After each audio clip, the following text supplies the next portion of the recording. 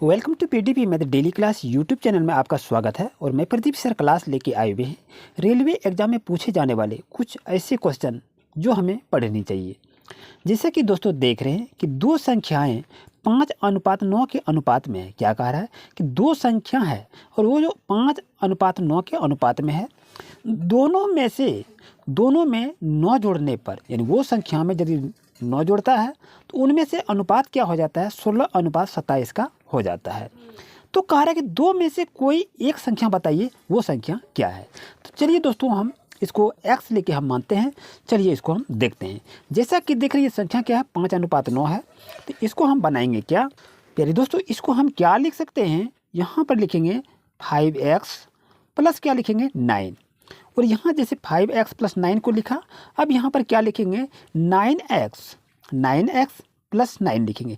ये हम क्या करें, इसको हम फ्रैक्शन में डाल देंगे, क्योंकि माना कि अभिन्न संख्या क्रमशः क्या होगा 5x और 9x होगा। इसको हम नहीं लिखे, वो बता रहे हैं कि माना कि अभिन्न संख्या क्या है आपका 5x और 9x है। तो प्रश्न से क्या कह रहा है, यदि दोनों संख्याओं में 9 जोड़ने पर ये संख्या आपका हो गया और ये दोनों में हम 9 जोड़ते हैं, वो अनुपात आपका क्या हो जाता है 16:27।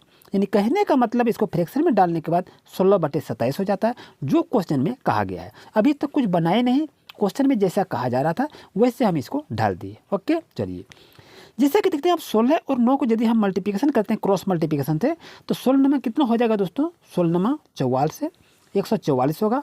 प्लस को दीजिए, 16 कितना हो जाएगा 144 होगा। ओके, यहाँ पर x है तो हमने x की वैल्यू यहाँ पर दिया, ये 9 गुना किया तो 144 यहाँ पर हो गया, कोई दिक्कत नहीं। आइए अब 27 से 5 गुना करेंगे। 27 से यदि हम 5 गुना करेंगे तो कितना होगा 135 से x हो जाएगा। और यहाँ पर प्लस है दोस्तों, तो प्लस दीजिए। और 27 नमा कितना हो जाएगा, तो 243 हो जाएगा। यहाँ पर क्या करेंगे 243 को लिखेंगे। जैसा कि देख रहे हैं यहाँ पर x की वैल्यू है और यहाँ पर भी आपकी x की वैल्यू है, तो क्या करेंगे, तो दोनों को हम एक साइड करेंगे। दोनों को यदि हम एक साइड करते हैं तो यहाँ पर क्या हो जाता है, ध्यान दीजिए 144x यहाँ आपका प्लस में है दोस्तों, यहाँ पर क्या हो जाएगा आपका माइनस में हो जाएगा, तो यहाँ पर आप लिखेंगे। ओके चलिए, जैसा कि यहाँ देख रहे हैं आपका 243 है और ये प्लस में आपका है, तो ये बराबर के साइड में जाएगा तो क्या हो जाएगा दोस्तों आपका माइनस में हो जाएगा। अब दोस्तों करेंगे क्या, ध्यान दीजिए, ये दोनों को आपस में हम घटा देंगे। जैसा कि देखिए 13 में 4 गया, कितना बच गया 9 बच गया। यहाँ आपका 3 बच गया, तो 13 में 4 हो गया, कितना बच गया 9 बच गया। और यहाँ कितना बचा एक में एक जगह कुछ नहीं बचा। यानी कहने का मतलब है दोस्तों यहाँ पर आपका कितना आ गया 99 हो गया। और यदि हम यहाँ पर इसको यदि हम घटाते हैं तो ये कितना होगा 135 में कितना होगा 44 हो जाएगा, 144। यानी कहने का मतलब ये है दोस्तों यहाँ आपका 9x = 99 हो गया। ओके चलिए, अब दोस्तों यहाँ पर जैसा कि देख रहे हैं हम x की वैल्यू को हम निकालेंगे। यहाँ पर गुना में है, इसको इधर करने के बाद ये भाग में हो जाएगा, ये 99 हम 9 लिखेंगे। तो दोस्तों कहने का मतलब यहाँ कितना हो गया, x की वैल्यू दोस्तों आपका 11 हो गया। ओके चलिए, अब जैसा कि देख रहे हैं x की वैल्यू यदि आपका 11 हो गया तो वो संख्या हम क्या माने हैं, यहाँ पर संख्या हम क्या माने हैं 5x और 9x को माने हैं। ठीक है चलिए, अब x की वैल्यू यदि मेरे पास 11 हो गया, एक संख्या हम उसको क्या ले लेंगे, यहाँ पर लिखेंगे तथा अभी संख्या क्या हो जाएगा 5 गुना 11 करेंगे। 5 गुना 11 का है कि यहाँ पर हम अभी संख्या लिए 5x और हम 9x लिए, तो 5x और ये x की वैल्यू 11 हो गया, कितना होगा तो 11 25 55 हो जाएगा। और एक संख्या क्या हो गया 9 है, तो यहाँ पर 11 है तो 11 को लिखेंगे। यहाँ क्या हो जाएगा 11 99 हो जाएगा। तो दोस्तों कहने का मतलब एक संख्या आपका 55 हो गया, एक संख्या आपका 99 हो गया। तो आपके पास सही आंसर कहाँ है 66 77 88 या 99। तो ऑप्शन नंबर डी दोस्तों आपके लिए 100% सही रहेगा, वो संख्या आपको निकालने के लिए कह रहा था। आई होप आपको अच्छी तरह समझ में आ गया होगा। आइए दोस्तों क्वेश्चन नंबर नेक्स्ट पर। जैसा कि देख रहे प्यारे दोस्तों क्वेश्चन आपके पास है कि घन का आयतन 125 सेंटीमीटर क्यूब है, तो संपूर्ण घन का पृष्ठीय क्षेत्रफल क्या होगा, ये आपसे पूछा गया है। और ये इस तरह से आपके पास 4 ऑप्शन रहता है। और ये आपके 16 दिसंबर 2007 को इस एग्जाम को क्वेश्चन में पूछा गया है रेलवे के एग्जाम में। तो चलिए इसको सॉल्यूशन कैसे करते हैं। तो दोस्तों याद रहे, तो घन का आयतन की यदि यहाँ पर बात कही गई है तो यहाँ पर लिखिए घन का आयतन बराबर क्या लिखा हुआ है 125 सेंटीमीटर क्यूब है, तो हम 125 सेंटीमीटर क्यूब को लिख लिए, कोई दिक्कत नहीं। चलिए अब यदि इसकी प्रत्येक भुजा की हम बात करें, यदि 125 है तो कहने का मतलब क्या 50 25 25 5 125 हो जाएगी, यही तो कहा रहा है। यानी भुजा कितना हो गया, प्रत्येक भुजा आपका हो जाएगा 5 सेंटीमीटर हो जाएगा, कोई दिक्कत नहीं। चलिए अब जैसा कि देख रहे घन का कहता है संपूर्ण पृष्ठीय क्षेत्रफल क्या होगा, तो घन का संपूर्ण पृष्ठीय क्षेत्रफल सूत्र क्या होता है, तो 6a² होता है। ये सूत्र को आप जान रहे हैं। यहाँ क्या लिखेंगे, 6 लिखिए, और भुजा ए की वैल्यू कितना हो गया, 5 हो गया आपका, तो यहाँ पर 5 लिखेंगे, और यहाँ स्क्वायर आपका है, यहाँ पर स्क्वायर दे दीजिए। यानी कहने का मतलब यहाँ ये भी लिख सकते हैं 6 गुना 5 को लिख सकते हैं, कोई दिक्कत नहीं। चलिए अब जैसा कि देखें 5 25 25 का कितना हो गया, 150 हो गया। तो कहने का मतलब ये है दोस्तों, आपका आंसर क्या होगा, 125 सेंटीमीटर क्यूब होगा। यानी कहने का मतलब है ऑप्शन नंबर बी दोस्तों आपके लिए 100% सही रहेगा। सॉरी, यहाँ पे 150 हो गया, यानी 150 सेंटीमीटर होगा। ऑप्शन नंबर सी आपके लिए सही रहेगा। ये बी नंबर आपका नहीं होगा, क्योंकि 125 है, और यहाँ 25 है, 25 हो गया, और 25 से कितना हो गया, 150 हो गया। यानी ऑप्शन नंबर सी आपके लिए सही रहेगा। आइए क्वेश्चन नंबर नेक्स्ट पर। प्यारी दोस्तों, जैसा कि क्वेश्चन को देखा जा रहा है कि एक दुकानदार अपने माल का दाम सर्वप्रथम 10% बढ़ा देता है। यानी कोई दुकानदार है अपना माल को 10% बढ़ा देता है, और तब ग्राहक को 10% का छूट प्रदान करता है। तो इस सौदे में दुकानदार को कितने प्रतिशत लाभ या हानि होता है। यहाँ आपके पास जिस तरह से 4 ऑप्शन है, तो आप चुनें। तो दोस्तों वीडियो को रोकिए और आप अपना प्रैक्टिस को जारी रखिए। जैसा कि देख रहे हैं यहाँ क्या कह रहा है कि 10% बढ़ा देता है, तो जितने में लिया उतना वो बढ़ा देता है। तो यहाँ पर ये ट्रिक हम कौन सा फॉलो करेंगे, तो याद रहे यहाँ 10 लिखेंगे, माइनस यहाँ पर लिखेंगे 10, और यहाँ पर क्या लिखेंगे, यहाँ पर भी आप लिखिएगा माइनस। याद रहे यदि आपके पास यदि वह दाम सर्वप्रथम 10% बढ़ा देता है और ग्राहक को 10% का छूट देता है, यदि इस तरह से क्वेश्चन यदि रहे, यहाँ पर 10 - 10 काहे कि पहले इसका दाम बढ़ा दिया फिर वो घटा दिया, क्या लिखेंगे 10 - 10 लिखेंगे, और यहाँ पर क्या लिखना, माइनस लिखना है। और दोस्तों यहाँ पर करेंगे क्या, ये जो 10 है यहाँ पर 10 को लिख लीजिए, और यहाँ पर क्या करेंगे, गुना लिखिए, और इस 10 को यहाँ पर लिख लीजिए, और यहाँ प्रतिशत हमको निकालना है ना, तो यहाँ पर क्या करेंगे 100 को लिख लेंगे, और इसको क्या करेंगे सॉल्व कर देंगे। जैसा कि दोस्तों देखा जाए, यहाँ पर देखिए, यहाँ पर आपका 10 में 10 घटाएंगे क्या हो, 0 बच जाएगा, कुछ नहीं बचेगा। तो यहाँ पर क्या करेंगे, हम 0 को लिखेंगे। याद रहे इस सिस्टम को पकड़िए, यहाँ आपका 10 में 10 घटाए कितना हो गया, 0 हो गया। यहाँ पर माइनस है, माइनस को लिखे, और 10 यहाँ देखिए, यदि यहाँ पर कि ये 0 कैंसिल, ये 0 कैंसिल, यहाँ बच गया क्या, 1 बच गया। यहाँ पर या तो अब 10.100 यहाँ पर लिख सकते हैं, और यहाँ पे लिख सकते हैं, ये दोनों को काट देंगे कितना, 1 बचेगा। यानी कहने का मतलब है 0 - 1 हो गया। यानी कहने का मतलब है कि 1% जो है आपको दोस्तों, ये आपका हानि होगा। तो यानी कहने का मतलब है ऑप्शन नंबर बी दोस्तों आपके लिए सही रहेगा। और ये क्वेश्चन जो है आपके एग्जाम में अधिकतर पूछे जाते हैं। आइए दोस्तों क्वेश्चन नंबर नेक्स्ट पर। प्यारे दोस्तों, जैसा कि देखने क्वेश्चन आपके पास है कि यदि किसी वस्तु को 340 रुपया की अपेक्षा 350 रुपया में बेचने पर 5% अधिक लाभ प्राप्त होता है, तो वस्तु का क्रय मूल्य क्या होगा। यहाँ आपके पास 4 ऑप्शन दिया हुआ है। तो दोस्तों इसको बनाएंगे कैसे, तो ये जो बनाएंगे ये बेसिक कॉन्सेप्ट, कुछ शॉर्ट ट्रिक भी इस्तेमाल करेंगे। तो आप अच्छी तरह से देखें, समझें, और चैनल पर नहीं तो सब्सक्राइब जरूर करें। दोस्तों यदि ऐसा क्वेश्चन आपके पास रहे, तो यहाँ पर क्या करेंगे, स्थिति को देखिए। यहाँ पर लाभ की बात कही जा रही है, तो लाभ हमें निकालना है, लेकिन यहाँ पहले हमको क्या करना है, क्रय मूल्य है। क्रय मूल्य हमको तो मालूम नहीं है, तो यहाँ पर क्या लिखेंगे कि माना क्रय मूल्य, माना क्रय मूल्य, माना क्रय मूल्य क्या मान लेंगे, x मान लेंगे, या 100 मान सकते हैं।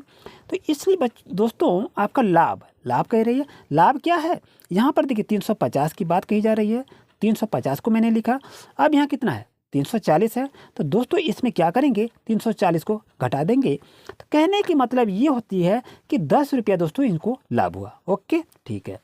अब यदि हम बात करें कि लाभ प्रतिशत यहाँ की बात कही जा रही है, तो यहाँ पर निकालेंगे लाभ प्रतिशत, यानी प्रतिशत लाभ लिखिए, चाहे लाभ प्रतिशत एक ही बात है। लाभ प्रतिशत बराबर सूत्र क्या होता है आप तो जान रहे हैं, तो यहाँ पर लिख लीजिए लाभ गुना 100, और बटे क्या लिखेंगे दोस्तों, क्रय मूल्य को लिखिए। अब देखिए लाभ आपके पास क्या आ गया, लाभ अभी निकाले, लाभ कितना आ गया, 10 रुपया है। तो दोस्तों यहाँ पर क्या करेंगे, लाभ को हम 10 रुपया लिखते हैं, और 100 है तो यहाँ पर 100 लिखते हैं। और दोस्तों मैं बताऊं कि क्रय मूल्य, तो आपका क्रय मूल्य क्या है, ये तो हमको मालूम है। क्या आपको मालूम है कि आपका क्रय मूल्य क्या है। तो क्रय मूल्य यहाँ पर देखिए हम माना हुआ है कि क्रय मूल्य 100 रुपया है। मैंने कुछ नहीं किया, यहाँ पर ये x लिखे। ओके, चलिए अब जैसा कि देखें 100 और इसको हम गुना कर देंगे। यदि इसको आपस में हम गुना करेंगे तो क्या होगा। लेकिन दोस्तों आपको बता दो ये लाभ प्रतिशत की बात कर रही है, कितना अधिक लाभ 5%, तो आपको दोस्तों यहाँ पर 5% लिखना होगा। और यदि इसको हम यहाँ से इसको सोल्यूशन करेंगे तो सोल्यूशन करने के बाद आपके पास क्या हो जाएगा, तो x इक्वल टू दोस्तों आपके पास क्या होगा, तो 200 रुपया होगा। आई होप को आपको अच्छी तरह समझ में आ गया होगा। कहने का मतलब ये है दोस्तों, ऑप्शन नंबर सी आपके लिए सही रहेगा। ये तो आप कैलकुलेशन कर सकते हैं, कोई दिक्कत नहीं है। अब चलते हैं क्वेश्चन नंबर नेक्स्ट पर। जैसे कि देख रहे दोस्तों नेक्स्ट क्वेश्चन आपका है कि किसी वर्ग के विकर्ण की लंबाई 6 सेंटीमीटर है, तो इसका क्षेत्रफल वर्ग सेंटीमीटर में क्या होगा, आपका 9, 12, 15 या 18 होगा। आपके पास ये कहा गया है। तो वर्ग का विकर्ण की यदि बात कही जा रही है, तो वर्ग का विकर्ण क्या है आप तो जान रहे हैं। वर्ग का विकर्ण आपका 6 सेंटीमीटर दिया है, तो हमने कुछ नहीं किया, 6 सेंटीमीटर को लिख लिया। अब ये कहता है कि इसका क्षेत्रफल क्या होगा, तो क्षेत्रफल आपको निकाल लीजिए ना।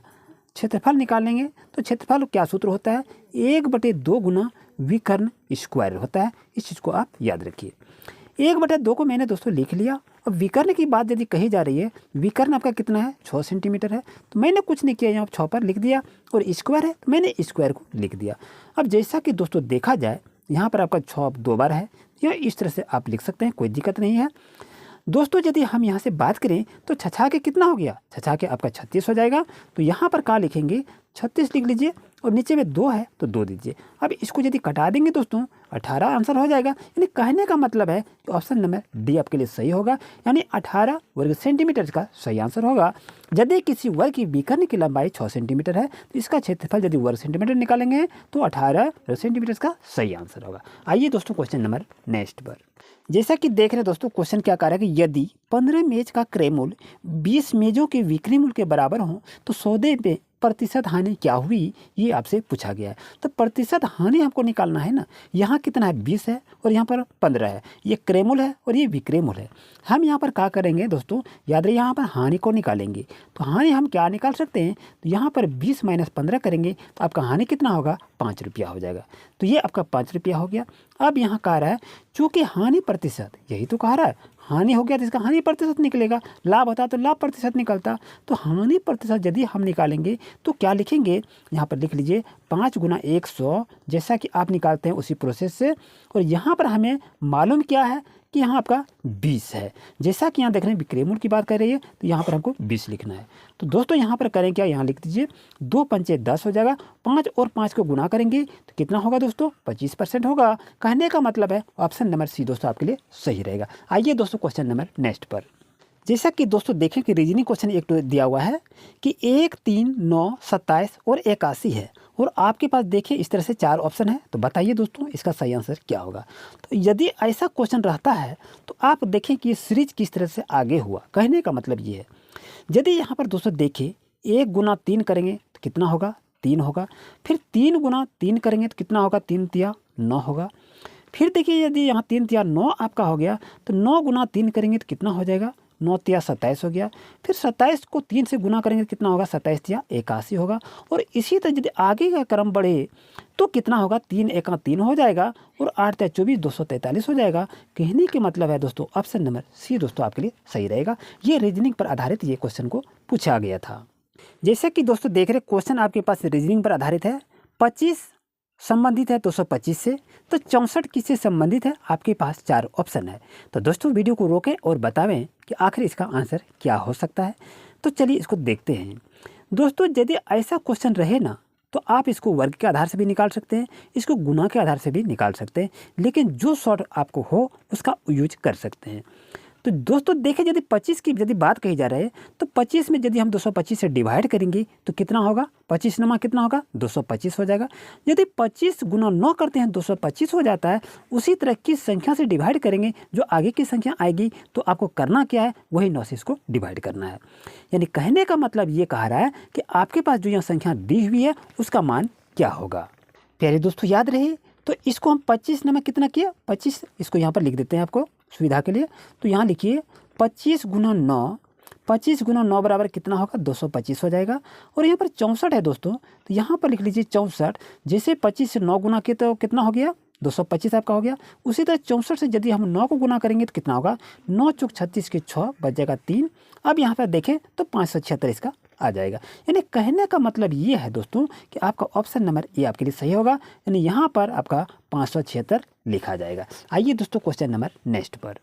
प्यारी दोस्तों, जैसा कि क्वेश्चन को देखा जा रहा है कि ए की आय बी की आय से 10% अधिक है, तो बी की आय ए की आय से कितना प्रतिशत कम है, ये पूछा गया। तो ऐसे सवाल को जो है ना बहुत कम समय में बना सकते हैं। कैसे ट्रिक को इस्तेमाल करेंगे, देखिए यहाँ 10% की बात कही जा रही है, तो यहाँ पर क्या लिखेंगे 10 लिखिए, और यहाँ परसेंट की बात कही जा रही है तो यहाँ पर परसेंट का ऊपर 100 लिखिए, और नीचे में क्या करेंगे यहाँ 10% अधिक है यानी 100 में इसको 10 जोड़ दीजिए तो हो जाएगा 110, उसको लिखना है नीचे में। आई होप आपको अच्छी तरह समझ में आ गया होगा। अब यहाँ पर दोस्तों क्या करेंगे, यहाँ 10 दशमलव कितना हो जाएगा 100 हो जाएगा, तो 100 लिख लीजिए, और नीचे में क्या लिखेंगे 11 लिखेंगे। अब दोस्तों बताइए कि सही आंसर क्या होगा, यानी कहने का मतलब इसको यदि पूर्णांक तोड़ते हैं तो कितना हो जाएगा 9/1/11 होगा, यानी 11×9 और 1 करेंगे 100 होगा, 100/11 इसका सही आंसर होगा। Option number C is right answer. जैसे कि देख रहे हैं दोस्तों क्वेश्चन क्या कर रहा है कि दो संख्याओं का लघुत्तम तथा महत्तम क्रमशः 90 और 3 है।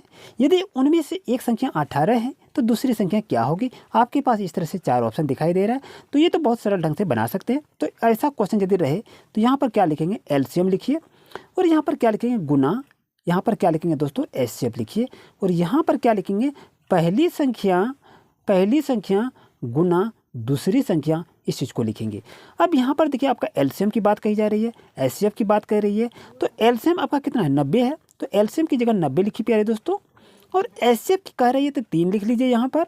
और यहाँ पर देखिए पहली संख्या एक संख्या 18 दी हुई है आपके पास, तो यहाँ पर लिख लीजिए 18, और ये दूसरी संख्या जो है ये हमें मालूम नहीं है। ओके चलिए, तो दूसरी संख्या को दोस्तों मैं निकालूं तो कैसे निकालूं, तो 90 गुना 3 है, तो दोस्तों 90 गुना 3 को लिख लीजिए, और यहाँ पर 18 है तो यहाँ पर क्या करेंगे इसको डिवाइड में मारेंगे, 18 पंचे दोस्तों कितना होगा 90 होगा, और 5 को 3 को गुना करेंगे 15 होगा दोस्तों। यानी कहने का मतलब है option number B is 100% right answer. इसी तरह से लेटेस्ट अपडेट पाने के लिए अभी चैनल को सब्सक्राइब करें और प्यारे दोस्तों को शेयर करें। Thank you.